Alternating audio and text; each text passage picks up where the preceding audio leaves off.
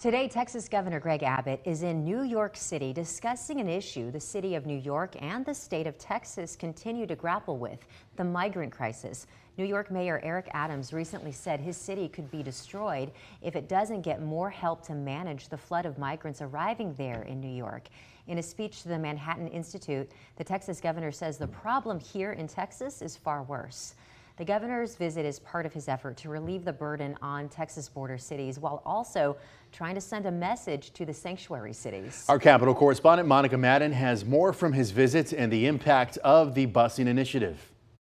What's going on is unsustainable. Speaking from the Big Apple at a conservative think tank Wednesday, Governor Greg Abbott talked about the 15,800 migrants he bused to New York since April of 2022. We're dealing with in New York.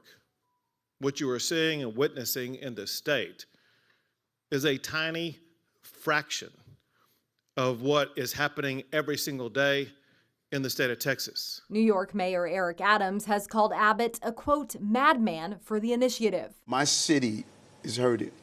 This could undermine this entire city. My children, my families, the long-term impact to migrants. And says the influx of migrants could cost New York upwards of $12 billion.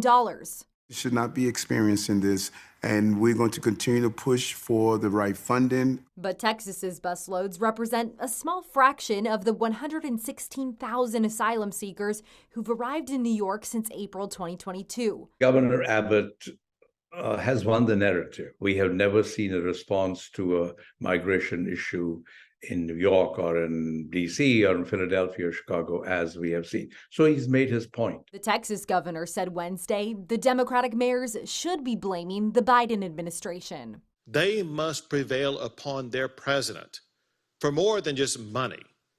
They need a change in policy. But no one is looking at the problem holistically. In the process, we are beginning to lose the consensus of asylum. Monica Madden reporting for us. Now, Mayor Adams says he thinks the Remain in Mexico policy should be reinstated, a policy Governor Abbott also supports. And going in depth on this, a national NBC News poll finds voters overwhelmingly say they trust Republicans to do a better job than Democrats dealing with border security, crime, the economy, and immigration. Now, when asked about border security, 50% of the 1,000 voters said the Republican Party does a better job compared to 20% favoring Democrats. When asked about dealing with immigration, 45% of voters sided with the Republican Party, 27% with Democrats. Today,